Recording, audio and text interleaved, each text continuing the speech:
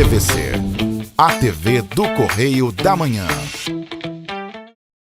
Olá, boa tarde. Direto dos estúdios da TV Correio da Manhã em Petrópolis, começa agora o Correio Petropolitano Debate deste sábado.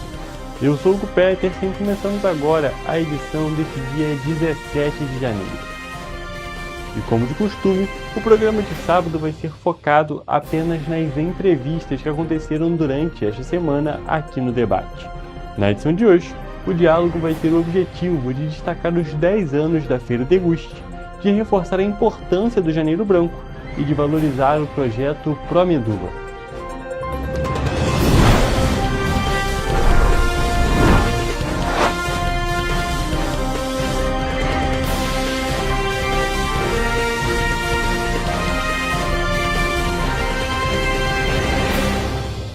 Estamos começando com uma entrevista e desta vez vamos falar sobre os 10 anos da Feira Deguste aqui em Petrópolis. Já estamos aqui ao vivo com a Gabi, que veio conversar com a gente. Boa tarde, Gabi. Boa tarde a todos, boa tarde, obrigada pelo convite. Um prazer te receber aqui. E antes da gente falar da Feira Deguste, vou pedir para que você se apresente para o nosso público. Oi, pessoal, meu nome é Gabi. Né? Na verdade, o meu apelido é Gabi, mas ninguém me chama como Gabriele mais. E eu sou Gabi da Feira Deguste. Sou produtora da Feira Deguste, formada em jornalismo, pós-graduada em produção de show e eventos. O meu trabalho na Deguste começou há 8 anos atrás, quando eu vim de Minas para morar aqui. E eu vim para fazer a parte de comunicação da Feira Deguste. E aí o destino quis de forma diferente, né? A gente percebeu que a Deguste podia ter uma parte de produção assim, né, dentro da empresa, e a gente também tinha uma produtora que trabalhava com a gente, que é a Kika maravilhosa. E a Feira Deguste, ela começou comigo na parte de comunicação, a gente começou assim, e eu fui me apaixonando pela produção do evento. E como você mesmo disse, já está há 8 anos, a Feira Deguste existe há 10, então está lá bem desde o iniciozinho. Eu queria começar perguntando sobre esse início da Feira Deguste, que a gente estava conversando aqui em off um pouquinho antes, que apesar de não estar no início, você já conhece a história. Então eu queria que você contasse um pouco pra gente de como é que surgiu essa feira. A Deguste, ela começou através do Rodrigo, que hoje é meu sócio, e um amigo dele que chama Rafael. Eles se reuniam em casa para poder experimentar novas cervejas artesanais, assim. E eles descobriram que existia um movimento em BH de uma feira que estava acontecendo lá, de cervejarias artesanais, e que estava bem forte o movimento por lá, e eles foram para conhecer. E aí eles se apaixonaram pelo mercado cervejeiro, assim, e resolveram trazer para Petrópolis essa ideia de fazer um evento para as cervejarias artesanais. E daí começou uma maratona, né, para conhecer quem são os cervejeiros artesanais de Petrópolis. E a primeira edição da Deguste, ela tinha 6 cervejarias artesanais que existiam aqui. E depois desse movimento, eles começaram a notar que outras cervejarias artesanais foram sendo criadas, assim. As pessoas queriam fazer a sua cerveja para poder participar do evento, queriam começar a entender sobre cerveja artesanal para poder participar do evento. E aí, de 6 cervejarias artesanais que a gente tinha de Petrópolis, e mais as cervejarias que são maiores, né? A Boêmia, a antiga Itaipava, que hoje é Grupo Petrópolis,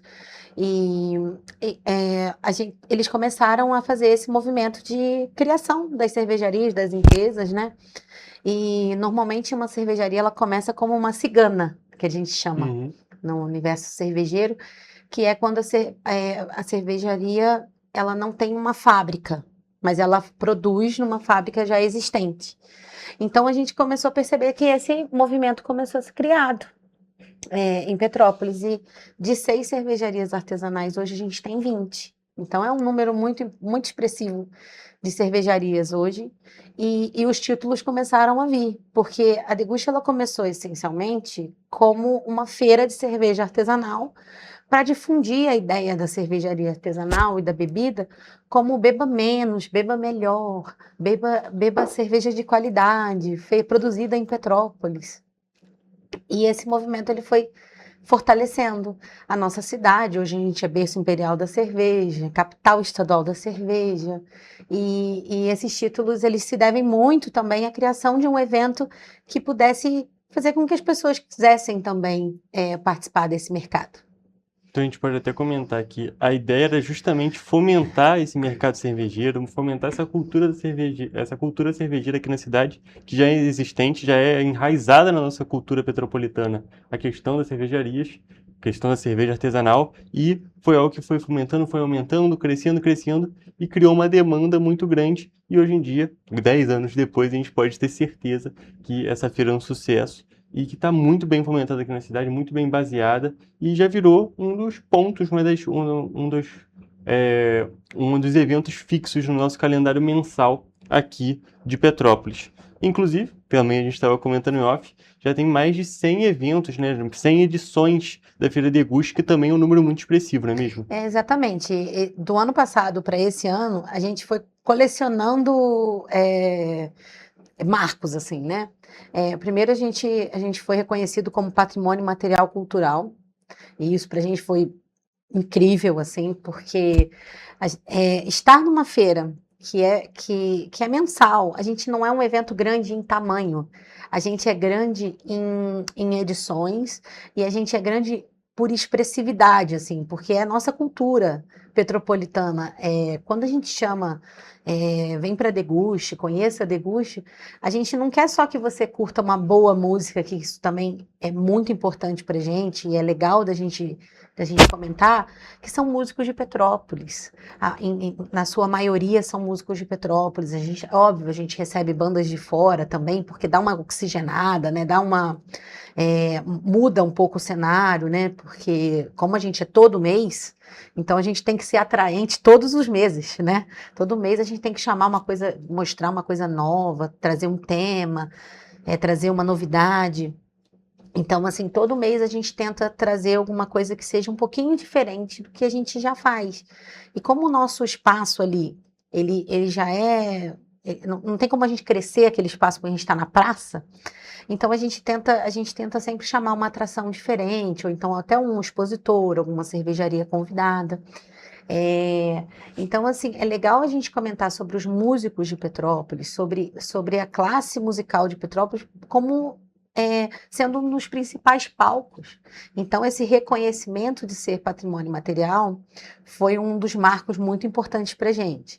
E aí depois a gente veio para a edição de 100, a edição número 100, que era a edição que tirava a gente de 2 dígitos, e era uma edição que a gente já esperaria, se não houvesse a pandemia, né, obviamente, já ter passado há um tempo atrás. Mas a gente ficou quase 2 anos parados, né, sobrevivendo a toda a história, né, que todo mundo teve que se reinventar. Então a Deguste também não foi diferente. A gente fez algumas lives e a gente promoveu o Fique em Casa, Fique em Segurança, consuma sua cerveja artesanal em casa. Então a gente teve que ir se reinventando com o decorrer desses 10 anos. Então quando a gente olha para trás, a gente vê como que a gente cresceu, né? Cresceu em edições, cresceu em maturidade também, né? Porque não é fácil estar na praça todo mês e assim, hoje vai ter Deguste de novo, o que a gente vai fazer nessa edição? Então, quando a gente pensa um calendário para Deguste, a gente tem Carnaval, que é o que a gente tem trabalhado também há uns 2 ou 3 anos atrás, como um produto importante para a gente.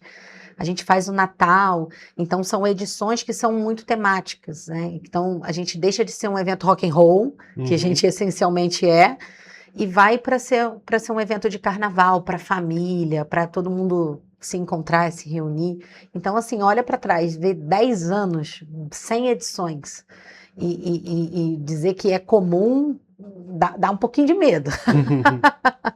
E a gente até pode comentar, envolvendo isso que você falou, Gabi, que justamente essa questão de ter tanto tempo, ter tanta importância com essa ligação, não só da cervejaria, mas também de dar esse espaço para os músicos, que, como é mesmo reconhecido no título, que é um patrimônio cultural e material, que é muito envolvido com a cultura petropolitana, não só da cervejaria, que é claro, o foco inicial, o que move a Feira Deguste são as cervejarias artesanais, mas a feira não é só isso, tem toda uma outra parte e tem toda uma atração que não é só para a pessoa que bebe cerveja. Às vezes uma pessoa quer aproveitar uma música boa, quer aproveitar aquele ambiente, então a Deguste tem esse espaço, ainda mais aqui no centro da cidade, ali na Praça da Águia, é algo que é de fácil acesso para a população e leva essa cultura, esses diferentes tipos de cultura para a pessoa, seja numa uma edição normal, vamos dizer assim, que é a edição mais rock and roll, como você disse, Exatamente. ou essas edições temáticas. É algo bem interessante da gente destacar, justamente por o festival não se limitar só à parte da cerveja, mas também alcançar esses outros pontos. Exatamente. A Deguste, ela começou com a ideia de chamar as pessoas para experimentarem cerveja artesanal. Vem conhecer o que é essa bebida, né? Vem conhecer o que a gente está fazendo aqui em Petrópolis. E ela faz isso muito bem, porque a gente tem cervejeiros brilhantes na nossa cidade. Só que ela não se limita a isso, porque a gente tem eu falo que é uma grande bênção, assim, e eu costumo dizer que o público da Deguste é o melhor público do mundo. Para quem trabalha com evento, é muito difícil, às vezes, você mudar alguma coisa ou mudar uma edição ou outra, porque a pessoa já espera alguma coisa daquela edição. E a gente consegue fazer isso com a Deguste, porque como é mensal, as pessoas entendem assim, poxa, nesse mês eles fizeram samba. Mês que vem eles voltam para a essência, eles vão inventar outra coisa e vai correr como um público que aceita a mudança muito bem, que aceita muito bem as opções que a gente oferece, enfim, isso é muito legal.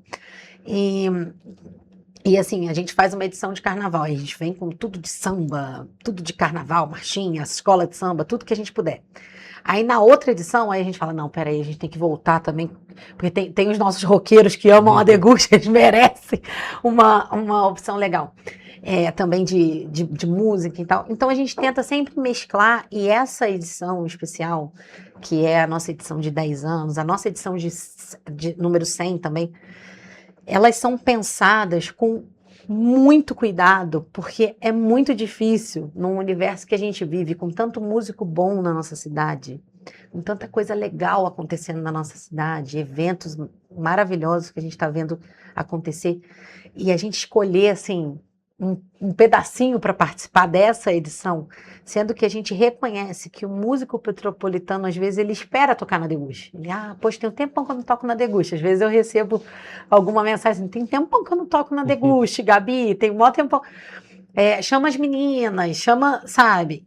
Vem conhecer essa banda. Eu gosto muito de ter essa relação próxima com todo mundo, para eu poder entender também o que eles estão fazendo, o que eles estão mudando aqui na cidade, qual que é a onda do momento, para a gente poder tentar, né, encaixar legal assim na nossa programação. E essa programação específica era uma coisa que a gente já estava querendo fazer há um tempão, que é fazer um jam sessions, assim, uma coisa que pudesse chamar todos os músicos, ou a maioria deles, ou o maior número possível de músicos que participam da Deguste, que começaram na Deguste, ou então, assim, que ficaram mais conhecidos, né? Porque a gente reconhece que é um palco aberto, na praça, uma das principais praças da nossa cidade. Local de muita circulação de pessoas. Exatamente, num local que tem uma circulação importante de pessoas, e sendo, como você falou, acessível, porque ninguém paga entrada, ninguém precisa de reservar lugar. Se você não quiser beber cerveja, tá tudo bem, entendeu? Você vai ser recebido da mesma forma, você vai sentar no gramado, você vai botar uma canga lá no chão, vai curtir um som. E é um espaço democrático, assim, né? Você vê de tudo, você vê o roqueiro, você vê o cara que gosta de pagode, você vê o cara que gosta de samba. E nessa edição a gente tentou colocar um pouquinho de tudo, justamente para que as pessoas entendam o poder que a Deguste tem em termos não só cervejeiros, né, culturais mesmo, de chamar o músico para tocar na praça, para tocar para quem quiser assistir, sabe? Chama a família, vai com o cachorro, sabe? Assim, a gente tem essa vantagem de estar num lugar muito democrático. Isso eu acho que é o que... Eu trabalho em um monte de eventos também, a Deguste participa de outros eventos, mas a Deguste, até por ser o primeiro, ela tem muito no meu coração, assim, é um ponto muito especial da minha história, que me fez descobrir o que eu gosto mesmo de fazer, e é um evento assim, que é abertão mesmo, que que chama todo mundo. Você está no trabalho, você vai lá, vou tomar uma cervejinha, então vou comer um negocinho, vou ficar com meus amigos, vou encontrar a galera, porque é um ponto de encontro, né? E nesses 10 anos a gente começa a receber mensagens assim, nossa, a Degusta vai fazer 10 anos. Eu conheci meu esposo na Degusta, eu estive aí em Petrópolis, em tal, estava acontecendo. Então a gente percebe que a gente promove não só a cultura, cervejarias, a parte toda econômica por trás do Sim, evento sim. também, que não é só nesses termos, né? Porque a gente está falando de fornecedores de tenda, banheiro, iluminação elétrica, som, técnico de som, DJ. Então, assim, tudo isso é envolvido num evento e a pessoa fala assim, nossa, já desmontou rápido. E assim, tchum, e não é tão assim. Tem todo um trabalho por trás para conseguir fazer isso. Exatamente. Então, assim, quando a gente fala da Degusta, a gente está falando de tantas famílias que vivem do setor de eventos, do setor turístico, né, da nossa cidade, que é muito forte, né? A gente até destaca justamente isso, porque um dos pontos principais da economia de Petrópolis é justamente a questão do turismo. E dá para falar que a Degusta está participando há 10 anos, participando, atuando e trazendo recursos também para o município, dessa forma, que é fazendo a economia da cidade girar com esse grande evento que a gente tem aqui no município. E Gabi, inclusive falando sobre esses 10 anos de Degusta, agora numa pergunta um pouco mais pessoal, você quando entrou lá 8 anos atrás, como você esperava que a Degusta ia tomar essas proporções, que já iam fazer mais de 100 edições, que tudo isso poderia acontecer? Assim, a Degusta ela tem muita força, porque ela tem muito propósito, sabe? Eu acho que a Degusta ela não é só minha, não é só do Rodrigo, não é só de quem produz. Ela é do músico, ela é do cervejeiro, ela é da pessoa que trabalha na gastronomia ali da Degusta. Então ela pertence a muitas pessoas, assim. E quando lá atrás eu fui chamada para fazer comunicação, dava um pouco de medo de como que isso pode, como que eu posso comunicar isso para as pessoas? Porque é muito mais que um evento. Assim, eu não mudo de equipe desde que eu entrei. A mesma equipe de limpeza, assim, principalmente a equipe de limpeza, que é a equipe que está mais tempo com a gente, assim, elas não são trocadas, ninguém é trocado, todo mundo trabalha ali. Então, assim, é uma família. Então você vê as pessoas assim, só sai quem quer sair. É um pouco assim, só sai quem quer, ou quem a vida, porventura, fez um curso diferente, a pessoa foi tentar outra oportunidade. Mas assim, as pessoas são as mesmas, aquela família foi formada. Então não tem como você não pensar que dali, é óbvio, é muito melhor do que a gente imagina. Assim, é muito mais bonito. É uma história muito bonita que eu vivo na Degusta, assim, todo dia, sabe? De ter comigo pessoas muito importantes, assim, que se eu precisar de um sofá laranja 3 horas da manhã, eu posso ligar para algumas delas e falar, tô precisando resolver essa situação. E assim, saber que nosso time, ele vai crescendo e ele vai para outros produtos também, porque ele se estende a outras produções que a gente faz, ou quando a gente é chamado para produzir outros eventos, né? Antes a Degusta era só uma feira de cerveja artesanal, que também não é pouca coisa, Sim. mas hoje a gente também é um produtor de eventos, né? Uma empresa que produz eventos para outras finalidades. Então, a gente já produziu Congresso da Arquitetura e Urbanismo, a gente produz alguns outros eventos assim que são muito legais para a cidade, que trazem turismo, Festival de Chocolate, e agora a gente está envolvido em outros produtos. Então, assim, quando eu olhava para trás, eu só me via jornalista, assim, tentando fazer uma assessoria de comunicação, né? Numa cidade que é a minha cidade de nascimento, mas que já não era a minha cidade que eu morava há um tempo. E eu sempre falo isso com o Rodrigo, que ele me deu essa oportunidade, eu sou muito grata de ter confiado no meu trabalho lá, quando ninguém me conhecia, quando eu era só uma mineirinha que apareceu assim, do nada, que eu falo que eu sou metade mineira e metade petropolitana.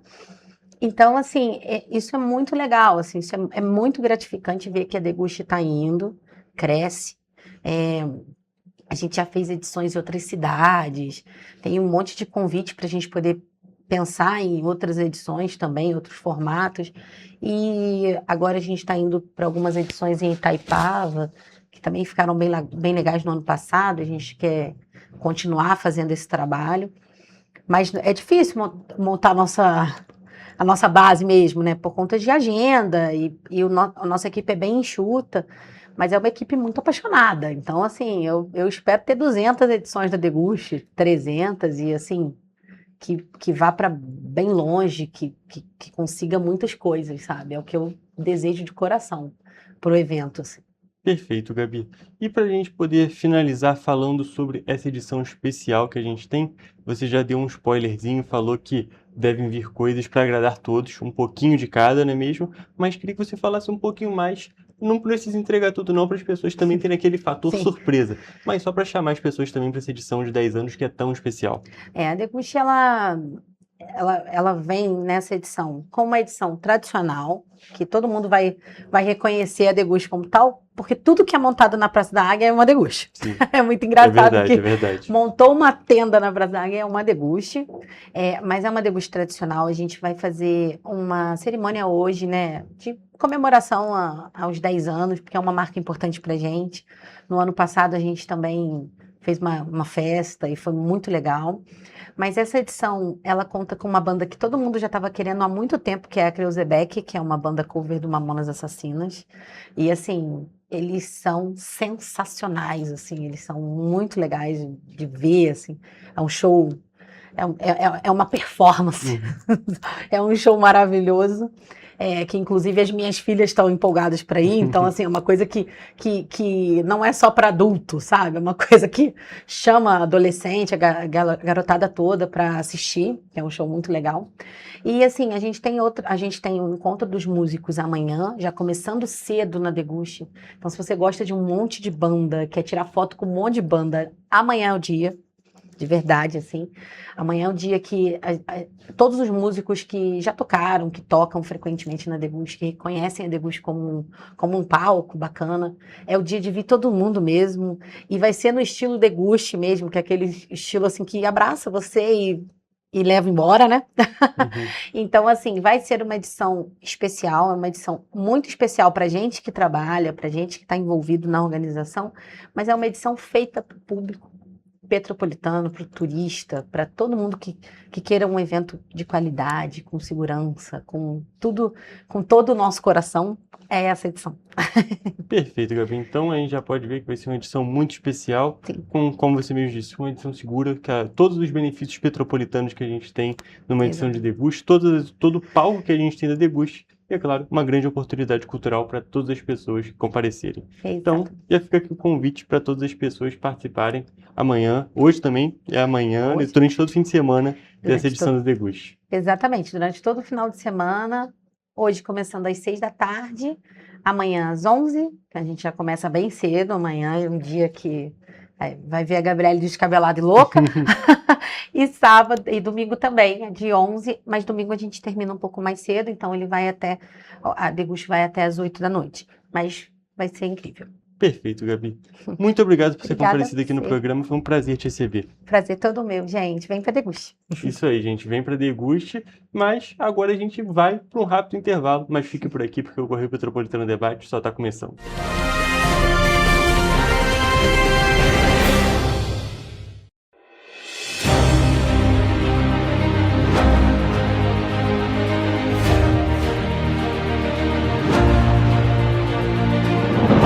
Não é jornalismo de direita, é jornalismo direito.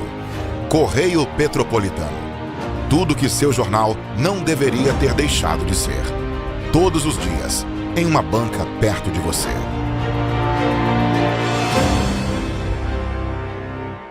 Esse aí sou eu, há 18 meses estudando inglês. Cada passo no aprendizado foi uma porta que se abriu para o meu futuro. Sabe o conhecimento que você desenvolve hoje? Ele é a chave para novas oportunidades incríveis do amanhã. É o equilíbrio perfeito entre aprender e aproveitar cada momento dessa jornada empolgante. E agora, aqui estou eu, na minha tão sonhada vaga em uma multinacional. O inglês abre portas. Fale Minds. Para ter mais qualidade de vida, conte com a maior rede de academias de Petrópolis. Aqui na Corper, com uma mensalidade, você utiliza todas as unidades: Centro, Bingen, Itamaraty e Itaipava.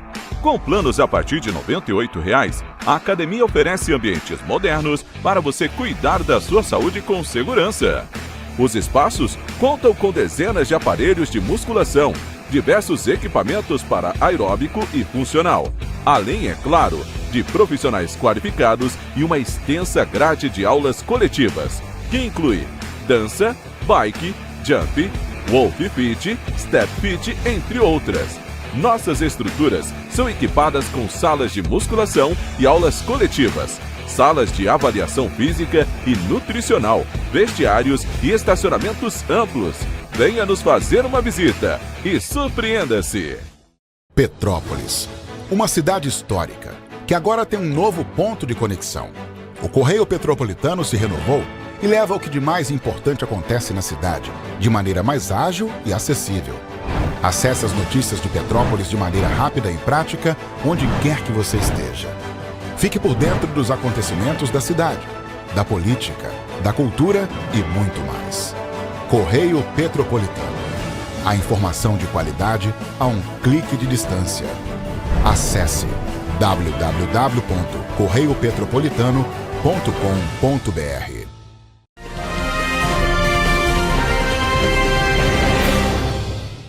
Estamos de volta com o Correio Petropolitano Debate e já estamos aqui ao vivo com o psicólogo Leonardo Pecoraro, que veio conversar um pouquinho com a gente sobre o Janeiro Branco. Boa tarde, Leonardo, tudo bem? Boa tarde, Hugo, tudo bom? Obrigado pelo convite. Um prazer te receber aqui no programa. E antes da gente entrar nesse assunto do Janeiro Branco, esse mês de conscientização, vou pedir para que você se apresente para o nosso público. Tá. Bom, eu sou Leonardo Pecoraro, sou psicólogo de formação, sou servidor público, né, formado em grande parte pelo trabalho no SUS, né, 30 anos de formado, 25 anos trabalhando aqui no SUS em Petrópolis. Atualmente, de uns anos para cá, venho me dedicando mais às questões que envolvem as políticas de álcool e outras drogas, né, assistência a usuários que precisam de tratamento, mas trabalho com a saúde mental de um modo geral, trabalho com pessoas com transtornos mentais graves e recorrentes, né?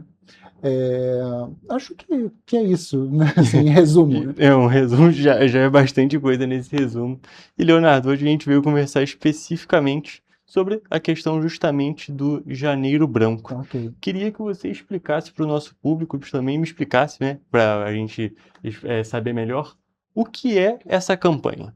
Tá. O Janeiro Branco é uma campanha nacional, né? Ele foi criado em 2014, se não me engano, tá? Já tem aí, né, pelo menos uns 12 anos, e com alguns objetivos. O primeiro deles é conscientizar a população sobre a importância de falar sobre a saúde mental, né? Dar um pouco mais de visibilidade à política de saúde mental, às estratégias de cuidado, né, ao trabalho de prevenção, né, porque muitas das vezes a saúde mental, às vezes a gente pensa na saúde mental como algo que, quando um problema está instalado, né? Ou seja, só quando às vezes o usuário, o paciente chega ao serviço de saúde, que a gente vai lembrar que existe ali uma saúde mental precisando de cuidado. Mas, na verdade, ela começa muito antes, né? Acho que a saúde mental ela começa na nossa casa, no nosso dia a dia, com a qualidade dos diálogos que a gente tem em família, né? Com a qualidade do nosso trabalho, né? Se você gosta ou não do seu trabalho.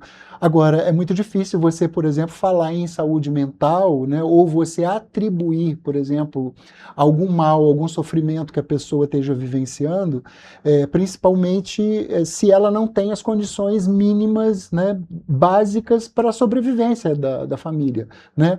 Um idoso que está com a aposentadoria toda comprometida, né?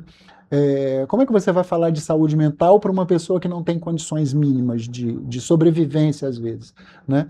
Então, acho que é preciso também incluir nessa discussão, né, da campanha do Janeiro Branco, né, os cuidados com um certo psicologismo, com um certo excesso de medicalização do sofrimento, né? Porque acho que tem alguns sofrimentos que eles não requerem medicalização, eles requerem cuidado, requerem o entendimento daquilo que está se passando com aquela pessoa, com aquela família, mas necessariamente você não pode olhar para aquilo e simplesmente patologizar aquilo, entendendo, sem entender as causas que estão promovendo aquilo. Então, acho que o Janeiro Branco traz para o debate toda uma discussão de uma série de variáveis, né? Numa perspectiva, inclusive, de uma clínica mais ampliada, pensando nas situações, né, nas condições sociais de vida das pessoas. E penso que, é claro, né, sinalizando hoje o que a gente tem no território, né, dentro, em todos os municípios, o que a gente tem de serviços, inclusive, porque, de fato, se a pessoa está sofrendo e precisa de alguma assistência, precisa de alguma orientação, procure o seu posto de saúde, né, porque acho que a saúde mental ela precisa começar lá no território onde a pessoa vive, né? Existem aí os CAPs, os ambulatórios de saúde mental, mas para aqueles casos, de fato, que começam a se agravar, né? Acho que o ideal é que, se você tem alguma dúvida, procure o seu posto de saúde, converse com o seu médico, com a equipe lá da estratégia de saúde da família, né? E aí, dependendo, né, da conclusão que se chegue sobre aquele sofrimento que está sendo vivido, ele pode ou não encaminhar a pessoa para um serviço mais especializado, né? Tem alguns pontos que a gente pode até destacar sobre essa sua fala, mas o primeiro deles, que eu acho que é um dos pontos principais sobre essa questão, justamente da conscientização, é que falar de saúde mental é algo que tem estado mais presente na nossa Sim. sociedade, é um assunto que realmente tem ganhado um destaque maior, mas que ainda acaba sendo um tabu para certos públicos, principalmente para o público mais velho, as pessoas que são mais tradicionais, mas é algo que precisa ser desestigmatizado, não é mesmo? Sim. Sim. Acho que dos objetivos é exatamente esse, né? Também, assim, poder trazer o assunto para o debate, poder discutir isso com as pessoas de modo geral, as famílias. É legal, né, que existam programas de televisão que possam levar isso para discussão dentro das casas, onde as pessoas possam falar sobre essas coisas sem tanta cerimônia ou sem tanta vergonha, né? Eu acho que todas as vezes que se fala de alguma questão mais íntima que envolva, né, algum tipo de sofrimento mental, as pessoas acabam ficando, às vezes, muito reservadas e custam muito a procurar ajuda, né? Então, acho que conversar com as pessoas, conversar em casa sobre isso, acho que é sempre muito profícuo, é sempre muito salutar. Eu acho que ajuda, inclusive, a promover a saúde mental, né? Acho que a questão que envolve o estigma, principalmente, talvez, aí associado aqueles velhos clássicos transtornos mentais mais graves, né, que estão muito associados à nossa história muito violenta com o aprisionamento dessas pessoas em manicômios durante muitos anos, né? A gente conseguiu fazer, né, a duras penas, né, o trabalho de desinstitucionalização, né, vem criando redes substitutivas, né, fechando os antigos manicômios, trazendo essas pessoas que ficavam lá internadas, alijadas do convívio social, às vezes durante 15, 20 anos sem sair ali de trás daquelas grades, e hoje essas pessoas estão podendo circular, podendo ter as suas casas, podendo sair, ir à farmácia ela própria, ou com um cuidador, comprar o seu remédio, né? Conviver com os seus familiares, né? Ter uma certa autonomia, ainda que precise de um certo cuidado, né, com elas, né, e às vezes ali algum monitoramento, mas assim, essas pessoas precisam estar transitando pela cidade. A cidade também é direito dessas pessoas, né?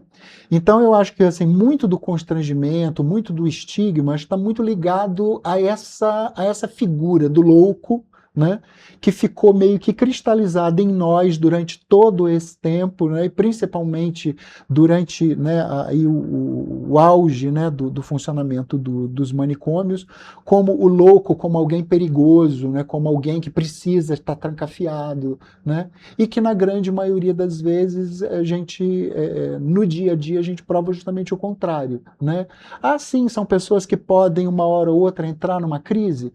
Podem, mas essas pessoas não vivem em crise o tempo inteiro. Se elas estão bem cuidadas, elas se estabilizam, elas podem viver ali com alguma diferença, né? De fato, são pessoas diferentes, sim, mas assim, não são pessoas que precisam estar alijadas do nosso convívio. Elas podem estar conosco no dia a dia, sem nenhum problema, né? E a gente pode até destacar que, a gente pode destacar então, pode concluir que é uma questão de um legado que a gente tem muito complicado, um legado histórico muito complicado que a gente tem, que criou esse estigma, e é claro, é trabalho da população, é trabalho dos profissionais justamente acabar com ele, para conseguir desconstruí-lo, perfeito, desconstruir ele para trazer uma sociedade melhor para todos, né?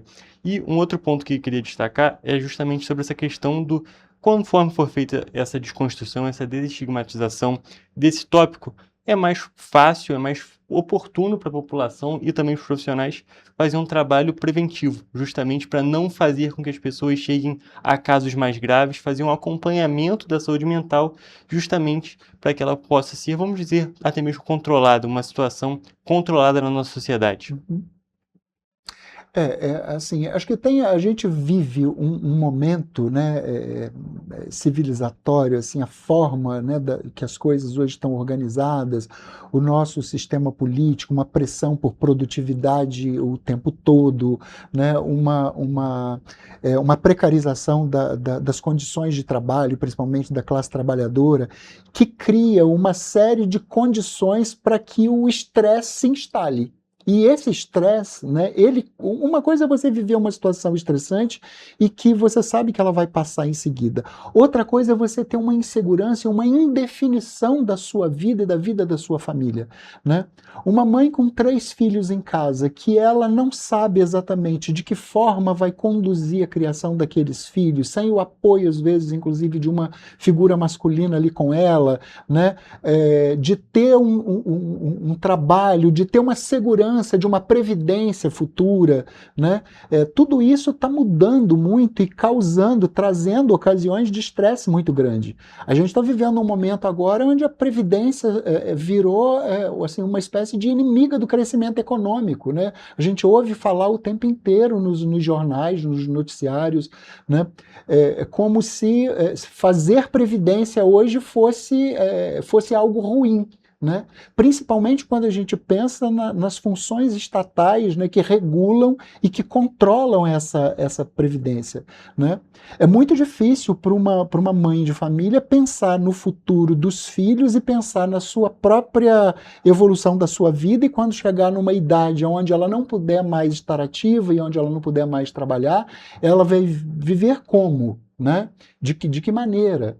Né? E essa indefinição, né, daquilo que vai acontecer amanhã gera um estresse diário que isso é permeado, né, nas relações familiares.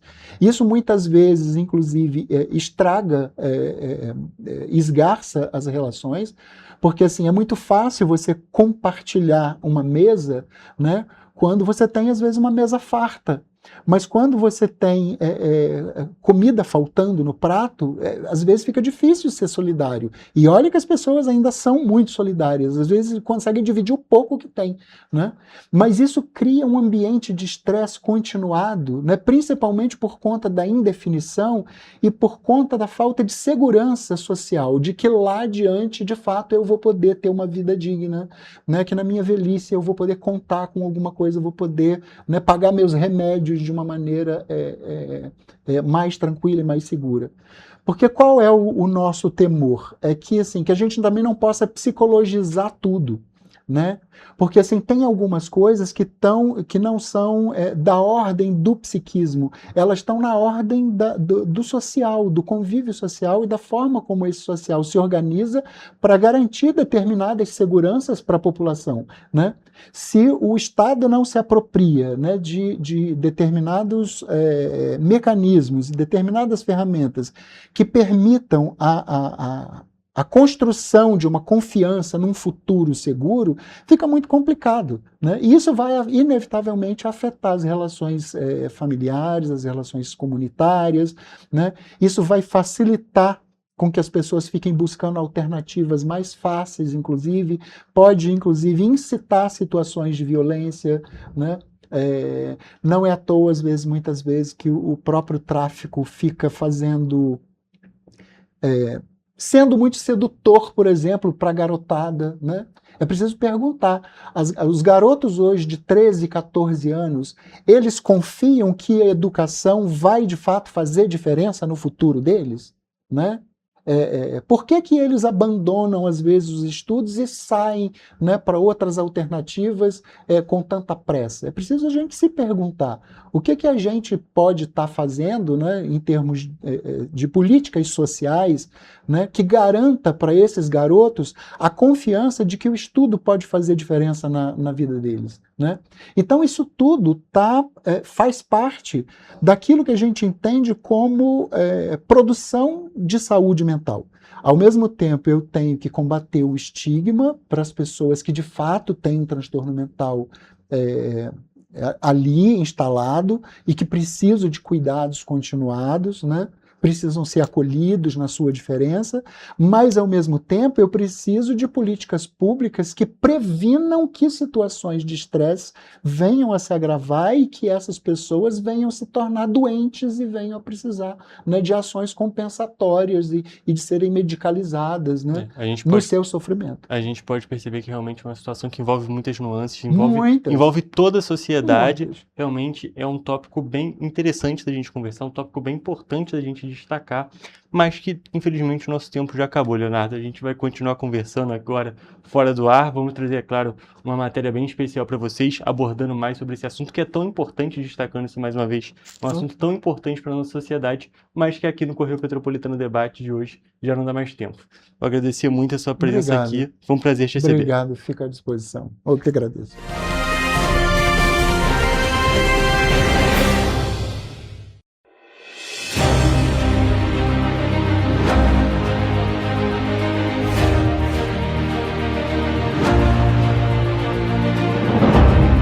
Jornalismo de direita. É jornalismo direito. Correio Petropolitano.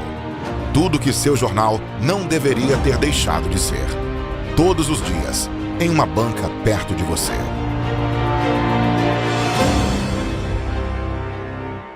Esse aí sou eu, há 18 meses estudando inglês. Cada passo no aprendizado foi uma porta que se abriu para o meu futuro. Sabe o conhecimento que você desenvolve hoje? Ele é a chave para novas oportunidades incríveis do amanhã. É o equilíbrio perfeito entre aprender e aproveitar cada momento dessa jornada empolgante. E agora, aqui estou eu, na minha tão sonhada vaga em uma multinacional. O inglês abre portas. Fale Minds. Para ter mais qualidade de vida, conte com a maior rede de academias de Petrópolis. Aqui na Corper, com uma mensalidade, você utiliza todas as unidades: Centro, Bingen, Itamaraty e Itaipava. Com planos a partir de R$ 98,00, a academia oferece ambientes modernos para você cuidar da sua saúde com segurança. Os espaços contam com dezenas de aparelhos de musculação, diversos equipamentos para aeróbico e funcional, além, é claro, de profissionais qualificados e uma extensa grade de aulas coletivas, que inclui dança, bike, jump, wolf fit, step fit, entre outras. Nossas estruturas são equipadas com salas de musculação e aulas coletivas, salas de avaliação física e nutricional, vestiários e estacionamentos amplos. Venha nos fazer uma visita e surpreenda-se! Petrópolis, uma cidade histórica, que agora tem um novo ponto de conexão. O Correio Petropolitano se renovou e leva o que de mais importante acontece na cidade, de maneira mais ágil e acessível. Acesse as notícias de Petrópolis de maneira rápida e prática, onde quer que você esteja. Fique por dentro dos acontecimentos da cidade, da política, da cultura e muito mais. Correio Petropolitano. A informação de qualidade a um clique de distância. Acesse www.correiopetropolitano.com.br.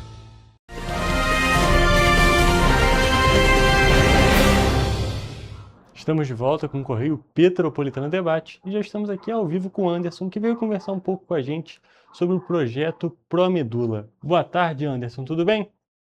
Boa tarde, prazer estar falando sobre a causa aí com vocês. Obrigado pela oportunidade.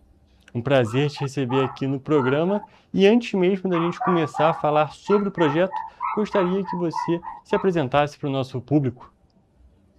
Eu sou Anderson Rodrigues, um dos organizadores, né, do projeto Pró-Medula, onde a gente trabalha na conscientização, informação, campanhas de doações de medula, cadastro, né, de doadores de medula, sangue, plaqueta.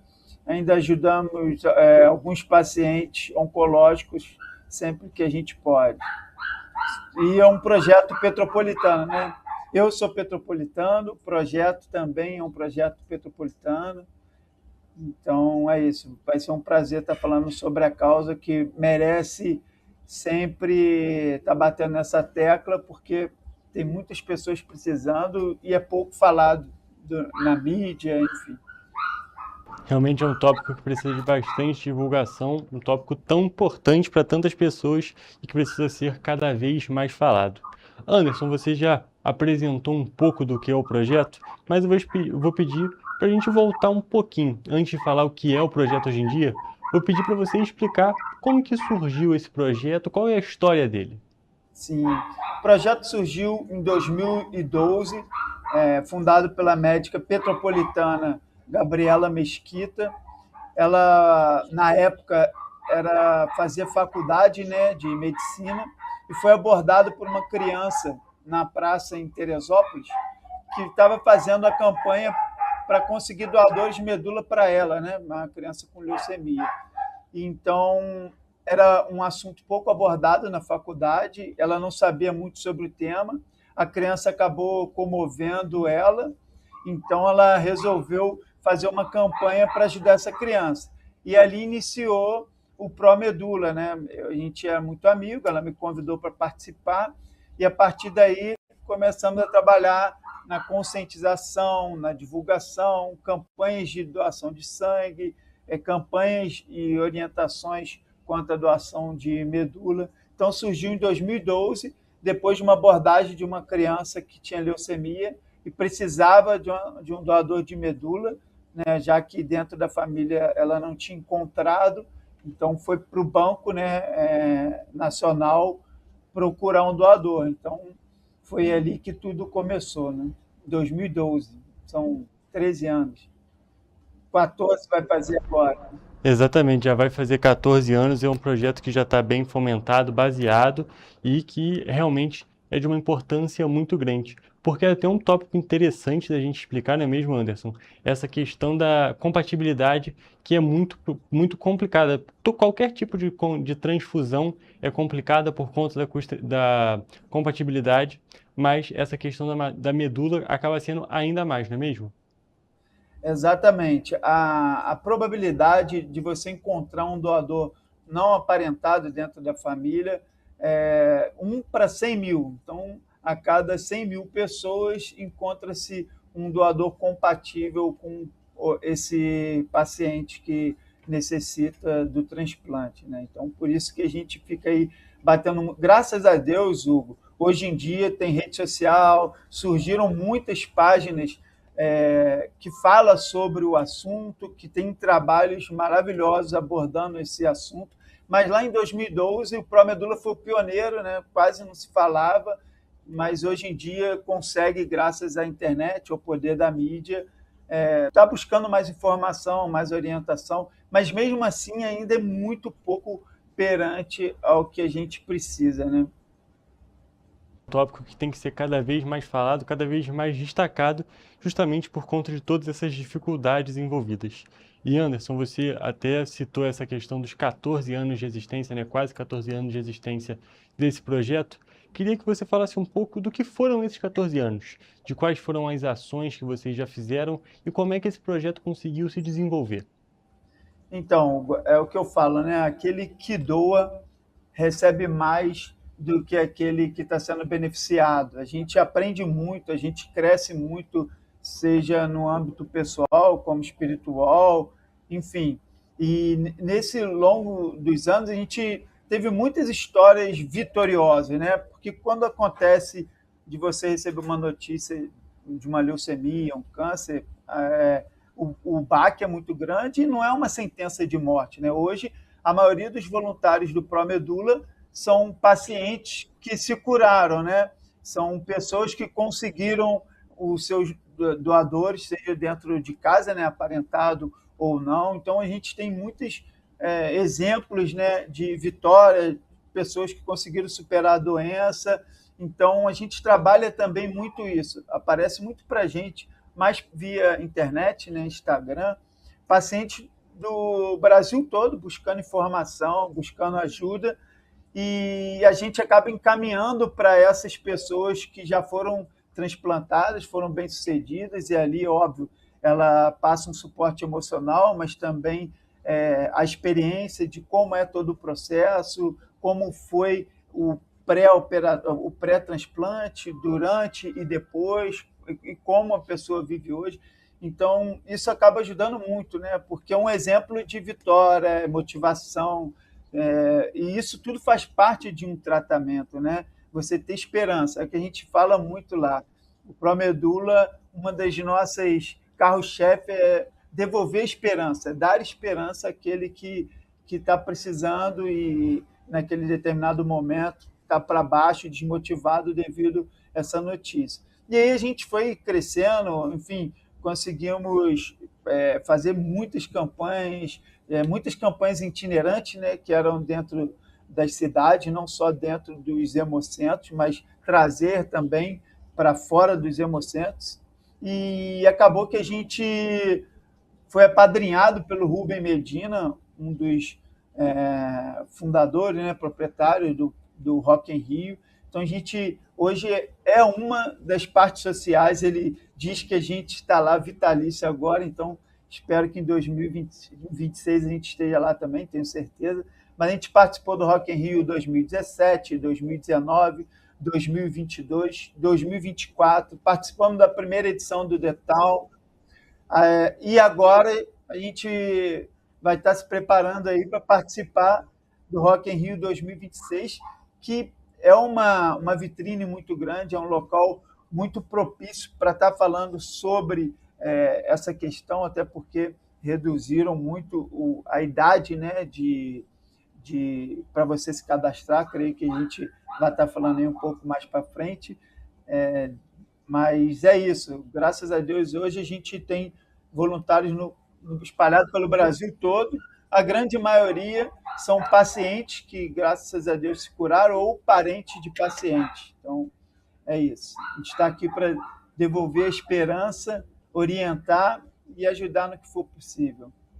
Você tem um tópico bem interessante da gente destacar, não só essa questão da esperança, mas dessa vitrine realmente que o Rock in Rio traz para vocês, porque é aquele momento que muitas das pessoas param não só para aproveitar a música, mas para aproveitar o festival e tomam uma atenção maior para as coisas que são do cotidiano. Muitas das vezes a pessoa, inclusive, pode passar, por exemplo, por um hemocentro, passar por perto, mas não prestar tanta atenção, mas naquele momento ali de estar no ambiente, consegue tirar aquele tempinho para dar uma olhada, aí justamente conhece esse projeto do Promedula, consegue ter esse alcance maior, porque as pessoas têm esse costume de, quando está no local, aproveitam mais as situações, dão uma atenção maior. Então é bem interessante a gente destacar esse apoio, vamos dizer assim, que vocês terem sido abraçados por esse empresário, que dá uma visibilidade que é tão importante para vocês, para esse projeto que tem uma importância tão grande.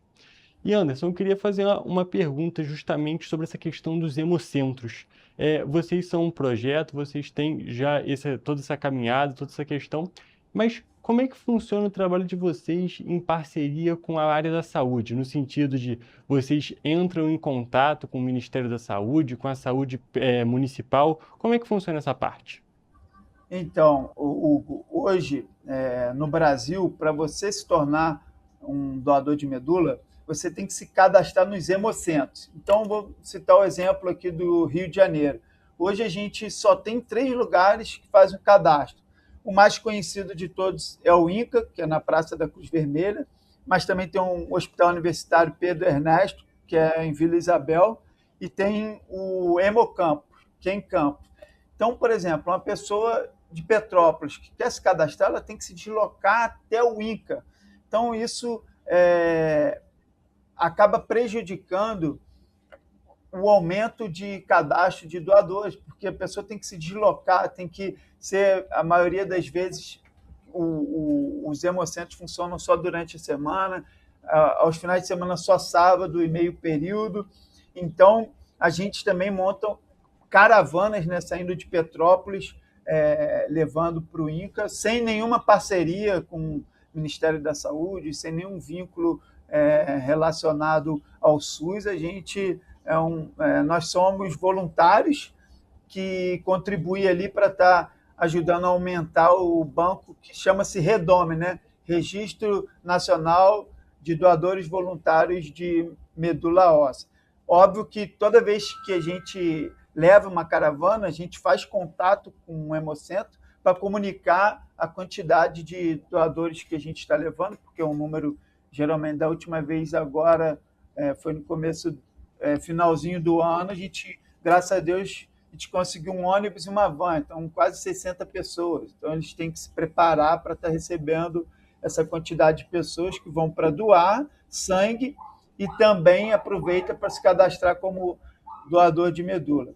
Isso é uma luta também, Hugo, muito grande, que a gente já está, desde 2012, tentando, junto ao Ministério da Saúde, a projetos de lei, a mudar esse tipo de cadastro que hoje no Brasil é via coleta de sangue, mas nos Estados Unidos, na grande parte da Europa, é via SUAB, né? Então, se a gente puder falar um pouco mais sobre aqui no espaço também, vai ser de grande valia. Mas, por isso, é importante ter esse espaço da mídia que você está dando, terem as pessoas na internet divulgando, porque é muito difícil você convencer alguém a ir se cadastrar e ela ainda tem que se deslocar por 1h30, 2 horas. Isso eu estou dando um exemplo aqui de Petrópolis, né? Que, infelizmente, a gente só tem aqui o INCA e o Pedro Ernesto, no estado do Rio, né?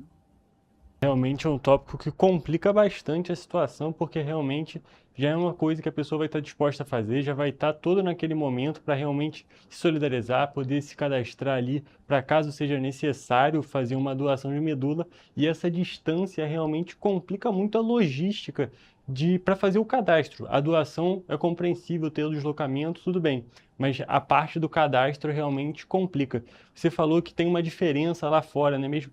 Pode explicar um pouco melhor para a gente, para dar uma ilustrada melhor? Sim, com o maior prazer. Hoje, vamos dar exemplo dos Estados Unidos. Eu tenho contato direto com um dos fundadores do Icla da Silva, é o responsável. Lá você consegue se cadastrar online, você entra no site, diz que quer ser um doador, preenche o questionário, coloque o seu endereço e eles enviam para sua casa um envelope com 2 cotonetes, orientando como você coleta a sua saliva, via saliva, e aí você coloca no envelope de volta e envia para eles. Através da sua saliva, eles coletam a sua informação genética e você vai para o banco de doadores, né? Hoje no Brasil, a informação genética é via sangue, porque o cadastro de doadores de medula não é uma doação de sangue, eles só precisam da sua informação genética. Só que no Brasil é via 5 ml, né? Uma ampulazinha de sangue, e aí ali eles coletam o que precisa ali de informação. Já nos Estados Unidos e grande parte da Europa é via SUAB, né? Mas para acontecer essa mudança, infelizmente, é via político, via Ministério da Saúde, ter políticos aí engajados na causa, colocar debaixo do braço e seguir em frente. A gente já conversou com alguns, mas acaba que no final não vai para frente. Graças a Deus agora tem um que abraçou a causa, já apresentou um projeto via SUAB para o Ministério da Saúde, mas é algo que precisa de tempo, ser debatido, envolve muitas coisas por trás.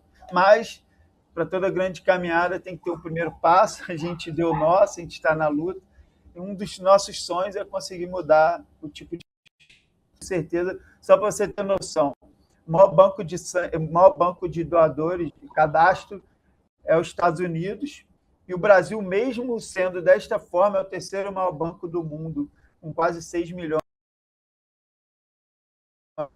5 milhões e 100 mil pessoas cadastradas no Redome. Realmente, então a gente pode perceber que é uma situação que poderia ser ainda melhor aqui no país, é uma situação que pode ser resolvida e que seria muito mais efetivo, teria um alcance muito maior se fosse feito dessa maneira, que a gente pode destacar uma maneira mais facilitada para os doadores, é algo que ficaria mais fácil de ser feito. Mas agora, falando mais sobre o projeto, e não falando dessas questões que infelizmente ainda são complicadas, mas das situações que ainda são do projeto, você como participante, Anderson, há tanto tempo do projeto, como você enxerga essa caminhada que vocês tiveram? Tudo lá do início, quando era, vamos dizer assim, era tudo mais complicado, vocês eram pioneiros para esse momento em que a sociedade já abraça mais a causa, a mídia abraça mais a causa e também a gente destaca a questão do Rock in Rio, que os empresários abraçam mais. Como você enxerga toda essa caminhada do projeto Pró-Medula? Resiliência, né? Muitas das vezes a gente passa um pouco de, não desânimo, né, mas desmotiva, porque no começo a gente vai com as próprias pernas, poucas pessoas juntos, mas acreditando que a gente pode estar ajudando aí a salvar vidas. Então, foi preciso muita resiliência, muitas das vezes das campanhas, palestras, eram poucas pessoas, eram meia dúzia, enfim. E graças a tudo isso, né, a persistir, graças a, óbvio, a nossa fundadora Gabi, a gente tem hoje o Luiz Fernando em São Paulo, que é muito atuante. O Luiz Fernando é um transplantado e é uma das pessoas mais ativas hoje no Pró-Medula. Então, a gente conheceu muitas histórias nesse caminho. Através dessas histórias, desses relatos, serviram para ajudar muitas outras pessoas, até salvar vidas, né? E é o que a gente mais fala.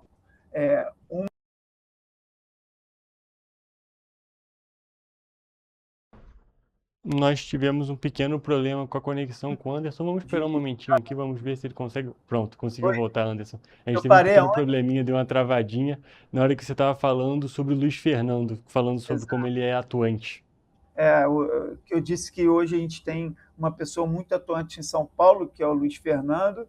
Ele é um transplantado e, graças a essa nossa resiliência, a gente conheceu muitas histórias no meio do caminho que serviram para ajudar outras pessoas. A gente conectou pessoas, não só pacientes, mas também médicos, psicólogos. Então, a gente conseguiu, nesse tempo aí, conectar muitas pessoas que umas foram ajudando as outras e fazem até parte da família hoje em dia, uma da outra, né? Graças a essa nossa caminhada aí. Perfeito, Anderson. Tem mais algum ponto que você gostaria de destacar sobre o projeto, sobre essa caminhada de vocês? Sim, duas coisas, né? Hoje, você, para se cadastrar como um possível doador de medula, você precisa ter entre 18 e 35 anos. Reduziu muito, antes era até 55, agora é até 35.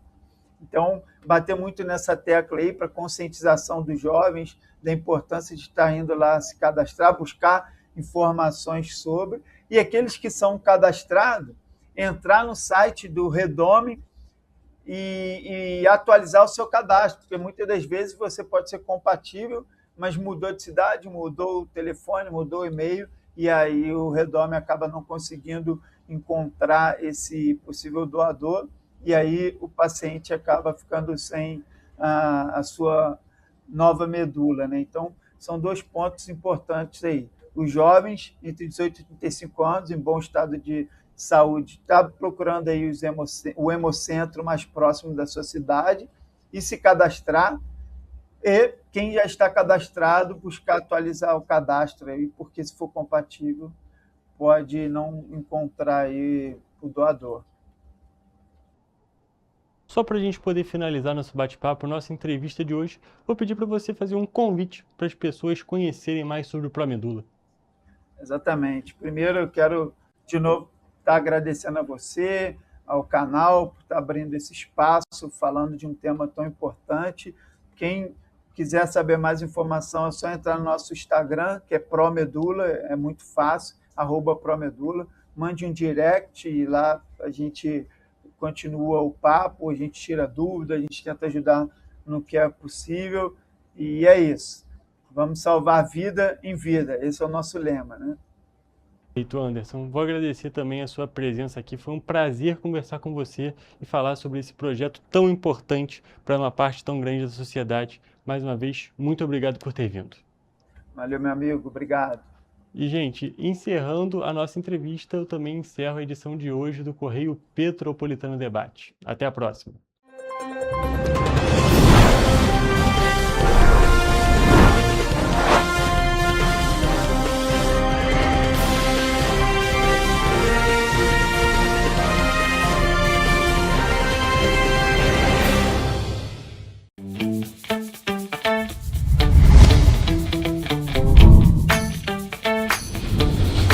TVC, a TV do Correio da Manhã.